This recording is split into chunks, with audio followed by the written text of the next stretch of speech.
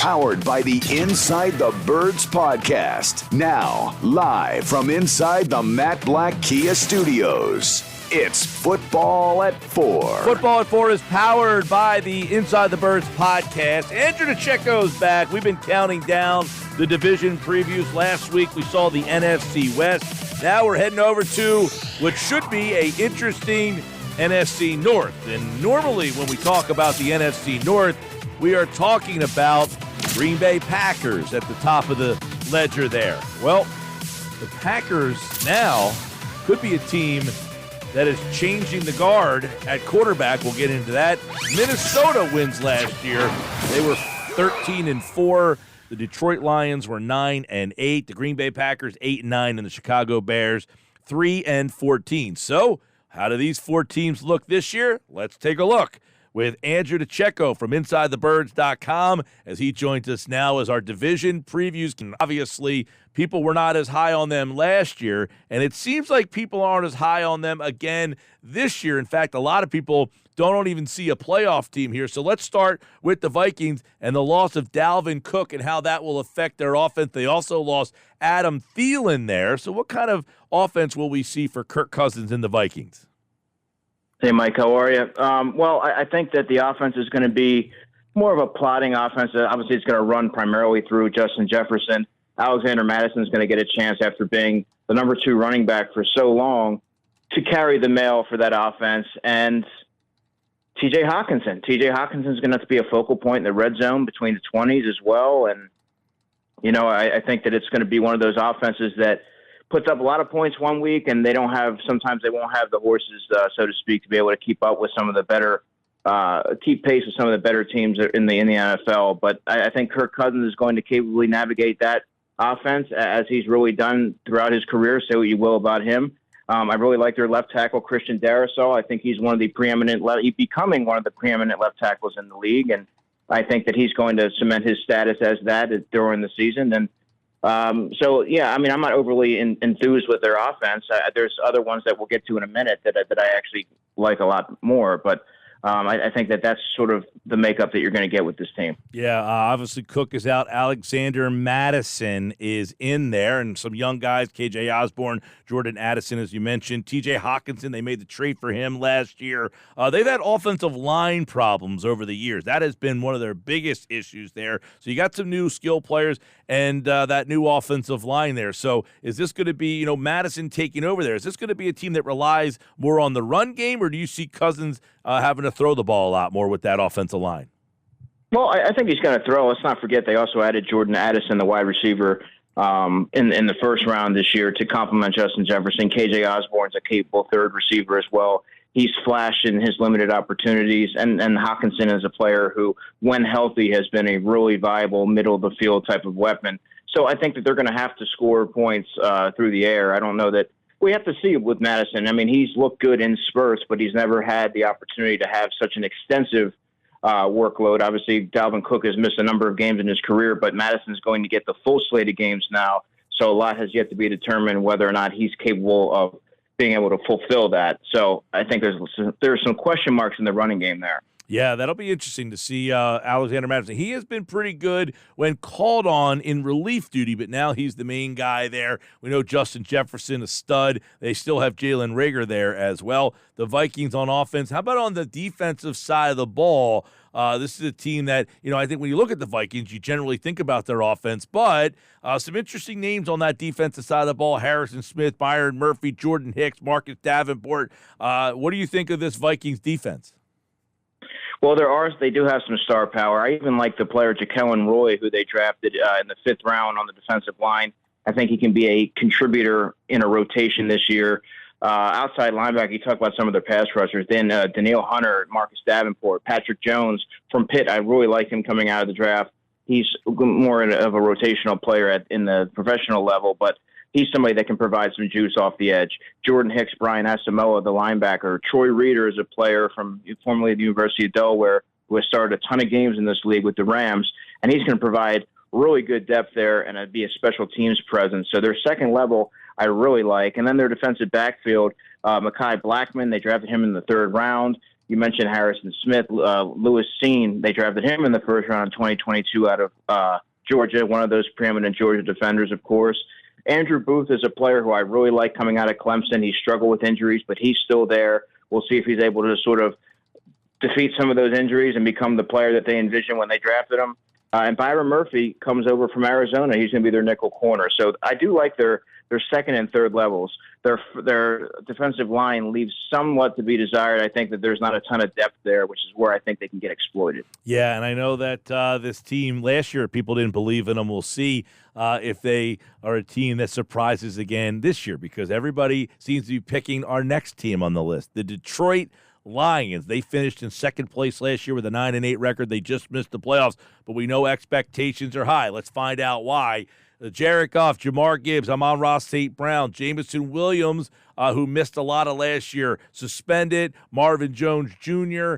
They got some interesting skill position players there. Yeah, and Dan Campbell, their head coach, is, of course, pushing all the right buttons, and I think that Jared Goff has sort of reinvented himself there in Detroit. He's in a system that I think really suits his skill set, and I think they've surrounded him with the amount of talent, particularly protection up front, investing in, of course, Penei Sewell, who they drafted in the first round, and then 2021. Big V, of course, formerly of the Philadelphia Eagles, Super Bowl starter, is there at guard. And I think that at wide receiver, unfortunately, Jameson Williams can't get out of his own way. Injury obviously wasn't his fault last year, but obviously he's gone for 6 games this year due to the gambling. So when he gets back, I think that they should be really able to hit their stride. But as it is, Marvin Jones, Amon-Ra St. Brown, Khalif Raymond is a really decent depth player, and I think he can step in and hold the fort down in the slot. In the interim, Denzel Mims, not Marvin Mims, Denzel Mims is also there as well. The running back contingent of David Montgomery and Jahmyr Gibbs. I mean, you may remember I mentioned Jahmyr Gibbs, that I actually liked him better than Bijan coming out. I think that he was sort of billed as this finesse player, but he provides so much more as he's a multifaceted running back, and I think that there's not a lot of tread on his tires, and he's an electrifying player, and I think that he's going to be in an offense and in a situation that's really going to accentuate what he does well. And let's not forget Sam Laporta. I was going through, I was like, their tight end. Yeah, Sam Laporta from Iowa. They invested, pretty prominent draft capital in bringing him in, and Iowa has a long-standing history of tight end production at the professional level. So he's going to help Jared Goff in these short to intermediate levels of the field immensely. I like it. This is going to be a fun team to watch. We'll see if they live up to the hype. Jared Goff, he's on notice now as well, because obviously they got to make a decision on him. Their offensive line, Penei Sewell, Big V is there. Frank Ragnow, one of the best in the league. They got a pretty good offensive line there too. Yeah, and that's an area that they really sort of has struggled to fortify over the years, and I think that that's what I mean by Jared Goff's in a good situation. They've invested in the areas that they need to, and that's protection, and he's a quarterback, obviously, that's not fleet of foot, so he's going to need adequate protection in front of him to be able to facilitate the ball, and I think the Lions have built this thing the right way, and there's a reason why they're the trendy pick this year for being, one of the Titans of the NFC. All right, defensively here, though, let's find out about them, because early in the season last year, you could throw the ball on them. Have they fixed that issue in their secondary? I don't know that they have. I mean, C.J. Gardner-Johnson is a good player. Obviously, he avoided a significant injury scare on the first day of training camp, so you love to hear that. He's going to be probably settle in as a nickel player, I imagine, for there, because they're set at safety with Tracy Walker. And Kirby Joseph, a player who I really like coming out of Illinois. They drafted him in the third round in 2022. He's really starting to cement his status as one of the better safeties in the league. They're defensive backs, though. I mean, in terms of cornerback, Emmanuel Mosley, Cam Sutton, Jerry Jacobs. I like him, but I don't know that he should be somebody that's in your top three that you're really depending on. He's an injury away from having to play, significant snaps. I don't know that they really invigorated that sort of room to, be able to keep pace with the Packers wide receivers and the Bears and, some of their divisional foes have, some serious firepower at wide receiver. And I don't think that they have a lot there. Obviously Hutchinson on that team, they drafted him last year. McNeil, there's another name for you out there. Overall, what kind of pass rush you think you're getting from this Detroit team? Aiden Hutchinson in year number 2. Yeah, I think Aiden Hutchinson is going to pick up right where he left off, and I think that he's going to, his rookie season's often, I thought that it got forgotten about amidst so many other big seasons that you saw across the NFL. But I mean, he was a really impressive rookie, and I think that he's going to continue to build upon what he started. Jack Campbell, they drafted him in the first round. That's sort of a curious pick, but I mean, he's going to step right in there and be. He's going to have to fortify that second level. And Aleem McNeil is a player who he got compared to Milton Williams coming out of the draft because they were drafted in similar spots, and the Eagles had some interest in Aleem McNeil. So, but I don't know that he's really going to move the needle in terms of pass rush like Milton Williams will. But he's a really good player.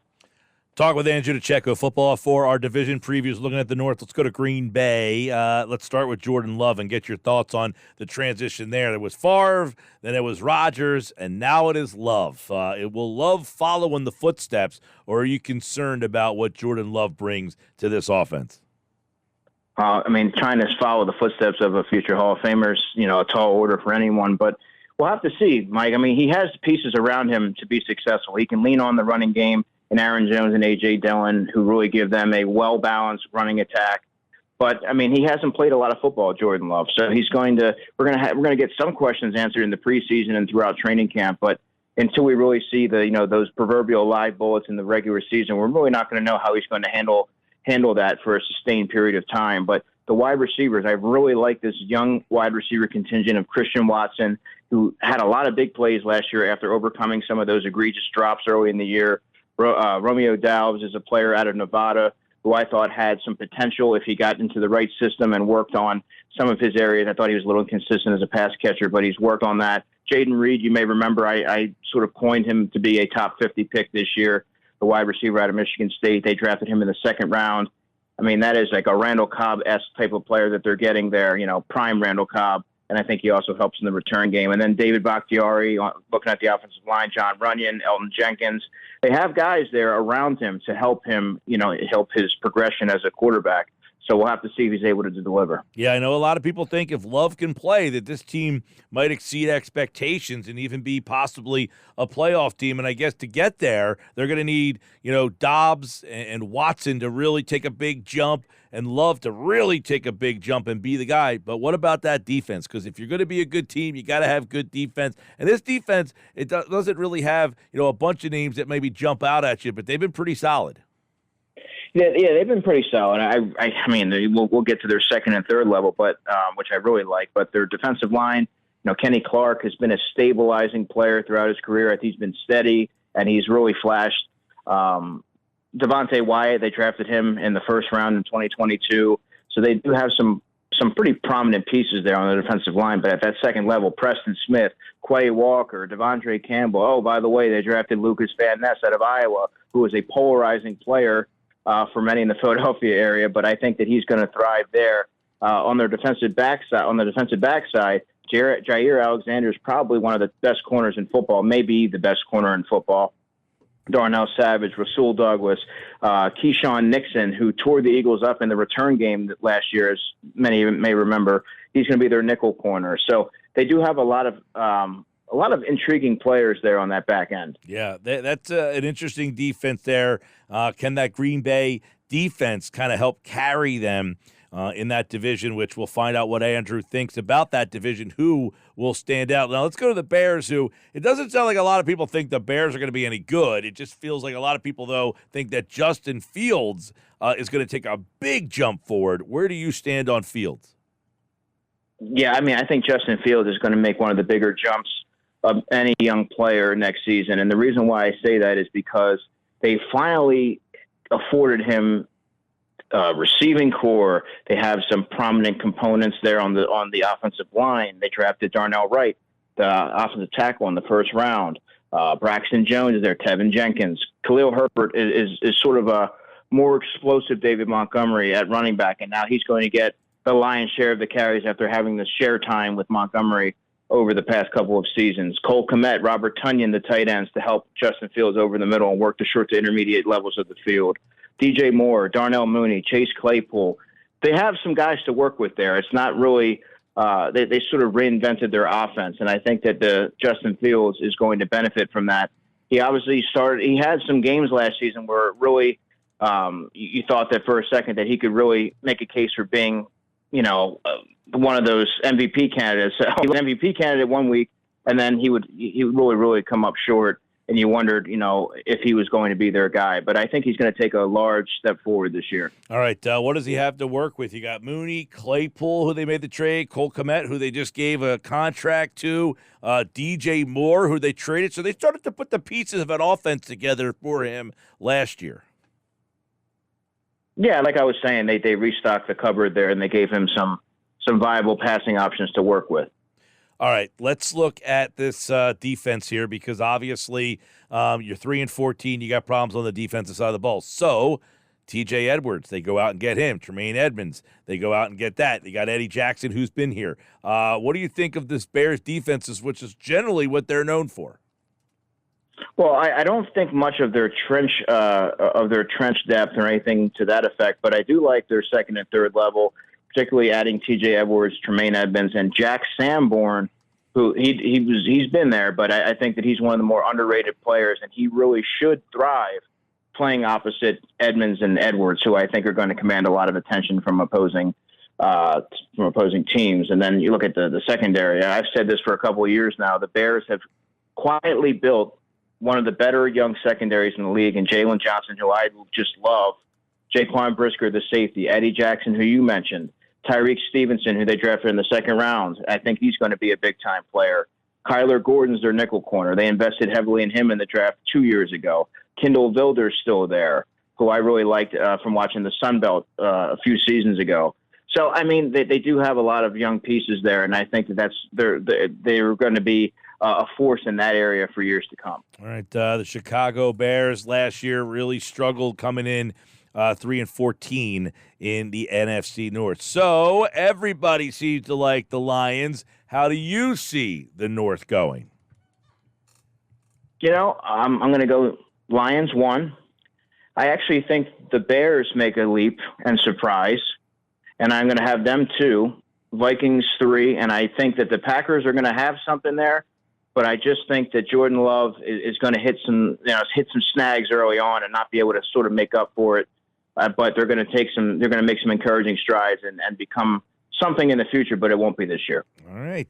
Bears number 2. We'll have to keep an eye on that as this season goes on and see how that all plays out. Andrew DiCecco, check out his roster preview. His pre-camp 53-man roster projection is up right now at InsideTheBirds.com. You can see his 53-man roster projection there. And obviously, the Eagles are back. We'll get into the Birds with Andrew, obviously, here on Football at 4. Next week, we'll take a look at the NFC South, which might be the worst division in football. We'll have to see that. And then the NFC East, we will look at that in 2 weeks. Andrew DiCecco, everybody, here on the Sports Bash. Thanks, buddy.